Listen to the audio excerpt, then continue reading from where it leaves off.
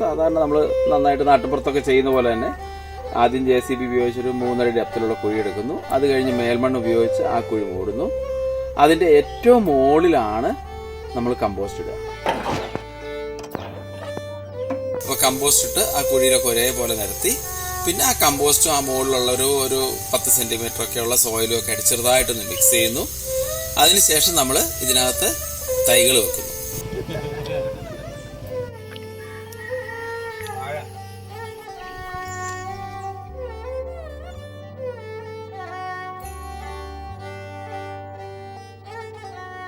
ഞാൻ കളിക്കാൻ പോകുന്ന സ്ഥലത്ത് സ്റ്റാർ ഫ്രൂട്ട്സൊക്കെ കുറേ കണ്ടിരുന്നു. ഞങ്ങൾ അവിടുന്ന് കഴിക്കാറുണ്ട്. അപ്പം അത് ഇഷ്ടം പിടിച്ചിട്ടാണ് ഞാൻ നമ്മുടെ സ്റ്റാർ ഫ്രൂട്ട് വെച്ചത്. ഇപ്പോൾ 2-3 സ്റ്റാർ ഫ്രൂട്ട്സിൻ്റെ ചെടികളൊക്കെ വെച്ചിരുന്നു. നല്ല രസമുണ്ട് തോട്ടമൊക്കെ കാണാൻ. ഇതൊക്കെ വളർന്നു വരുമ്പോൾ കുറേ ചെടികളൊക്കെ കിട്ടും. അത് വെച്ചിട്ട് നമ്മുടെ വീട്ടിലെ ആവശ്യങ്ങൾക്ക് നമുക്ക് ചെയ്യാം.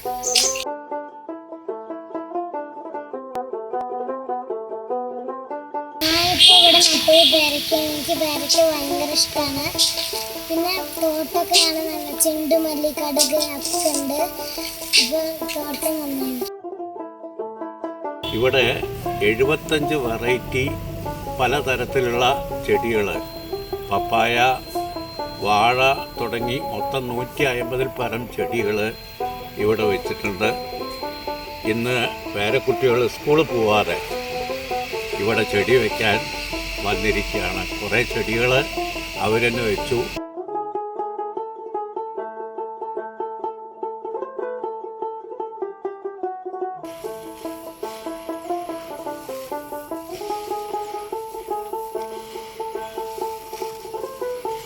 തൈ വെച്ചതിന് ശേഷം നമുക്ക് ഇതിനകത്ത് നമ്മുടെ ലൈവ് മൾച്ചിങ് നടത്തുന്നു. ലൈവ് മൾച്ചിങ് എന്ന് വെച്ചാൽ നമ്മൾ തൈ വെക്കും.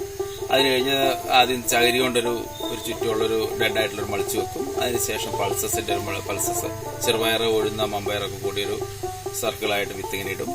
അത് കഴിഞ്ഞ് അതിൻ്റെ ആ സർക്കിളിന് പുറത്ത് ഒരു 1/4 അടി വീതിയിൽ അമരാന്തസ്, കടുക്, എള്ള്, ഉലുവ അതൊക്കെ കൂടെ മിക്സ് ചെയ്തൊരു സാധനം ഇടും.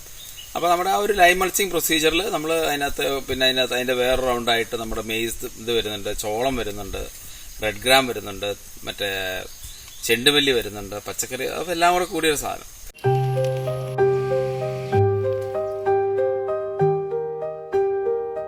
അപ്പോൾ അത്തരത്തിലുള്ളൊരു ലൈവ് മൾച്ചിങ്ങിന് ശേഷം, ലൈവ് മൾച്ചിങ് ഒക്കെ ചെയ്തതിന് ശേഷം നമ്മൾ എന്താ വെച്ചാൽ അതിൻ്റെ ഇടയിൽ ബാക്കി കുറേ സ്പേസ് വരുന്നുണ്ട്. ആ സ്പേസിൽ നമ്മൾ നമ്മുടെ ലൈവ് ഷെയ്ഡിങ് ആക്ടിവിറ്റി ചെയ്യും. അതിനായിട്ട് നമ്മൾ പരമാവധി വെറൈറ്റി മില്ലറ്റ്സ് ഉപയോഗിക്കുന്നുണ്ട്. Pulses, green manoeuvre, spices, oil seeds, ഇതിൻ്റെ എല്ലാം മാക്സിമം വെറൈറ്റീസ് കളക്ട് ചെയ്തിട്ട് അത് നമ്മൾ ഇതിൻ്റെ ഇടയിൽ കൂടെ സ്പ്ലിറ്റ് ചെയ്യും. എന്നിട്ട് അതിന് ശേഷം ഒന്ന് ടില്ല് ചെയ്യും.